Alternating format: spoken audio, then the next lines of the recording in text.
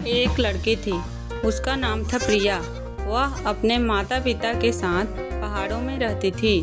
प्रिया के पिता भेड़ बकरियों को चराने के लिए ले जाते थे। शाम तक वे उन्हें वापस लाते थे। इसके बदले में गांव वाले उन्हें पैसे देते थे, जिससे उनकी गुजर बसर हो जाती थी। एक दिन प्रिया ने अपने पिता से जिद की कि वह भी पहाड़ पर चलेगी। उसके पिता ने प्रिया की बात मान लेकिन उससे कहा, बेटी, मैं तुझे ले तो जाऊंगा, लेकिन तुझे मुझसे वादा करना होगा कि तू अकेली इधर उधर नहीं जाएगी। प्रिया मान जाती है। प्रिया के पिता हाथ में लाठी लेकर भेड़ों के साथ पहाड़ों पर चढ़ने लगते हैं। पहाड़ पर पहुंचकर वे थक जाते हैं।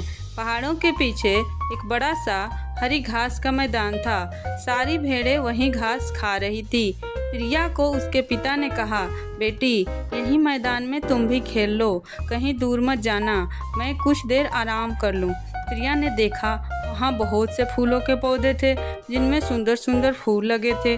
प्रिया वहाँ से फूल तोड़ने लगी। तभी उसे कुछ आवाज़ सुनाई दी, हमें बचा लो, हमें बचा लो।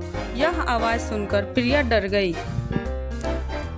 वह दौड़कर अपने पिता के पास जाने लगी, लेकिन उस आवाज़ में इतना दर्द था कि वह उस दिशा में चल दी जहाँ से आवाज़ आ रही थी। वहीं पास ही में प्रिया ने देखा एक छोटी सी मिट्टी की मटकी पड़ी हुई थी। वह मटकी के पास गई तो उसमें से आवाज़ आ रही थी, हमें आज़ाद कर दो, हमें बचा लो। प्रिया ने डरते डरते मटकी का ढक्कन हटाया। ढक्कन खुलते ही उसमें से 2 रंग बिरंगी चिड़िया उड़कर बाहर आ गई। प्रिया डर गई, लेकिन उनमें से एक चिड़िया ने प्रिया के सामने आकर कहा, डरो नहीं, हम तुम्हें नुकसान नहीं पहुंचाएंगी।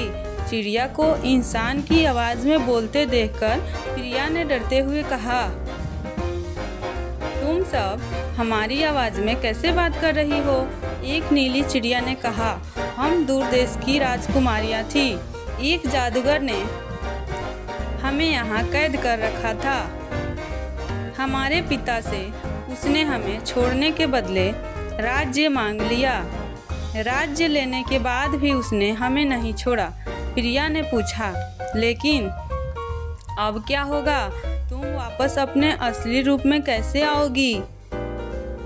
यह सुनकर एक चिड़िया ने बताया, अगर तुम इस मटकी के चारों तरफ एक चक्कर लगा दो तो जादूगर का जादू खत्म हो जाएगा और हम असली रूप में आ जाएंगी।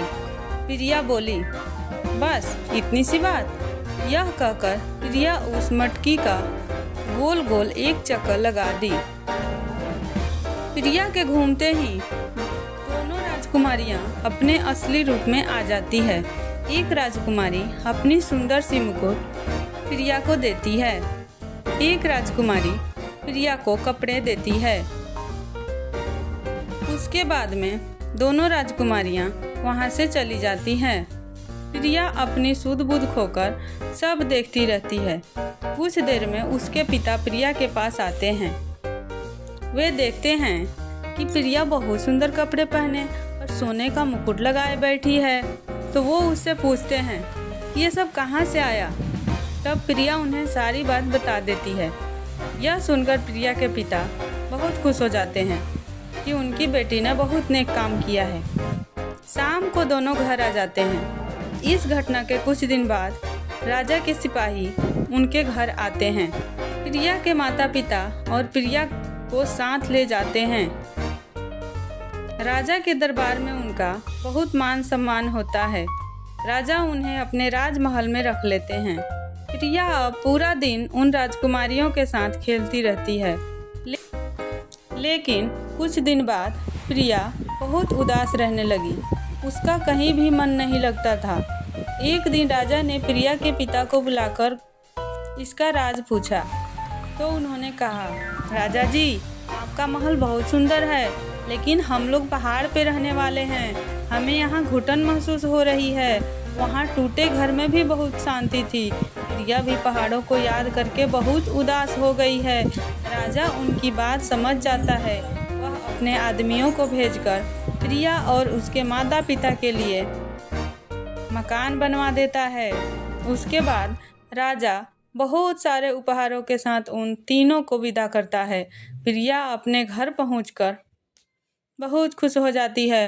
तो दोस्तों, हमें इस कहानी से यही सीख मिलती है कि नेक काम करने का फल अच्छा होता है। असहाय का सहारा बनना चाहिए। यदि मेरी कहानी अच्छी लगे तो वीडियो को लाइक और सब्सक्राइब ज़रूर कीजिएगा।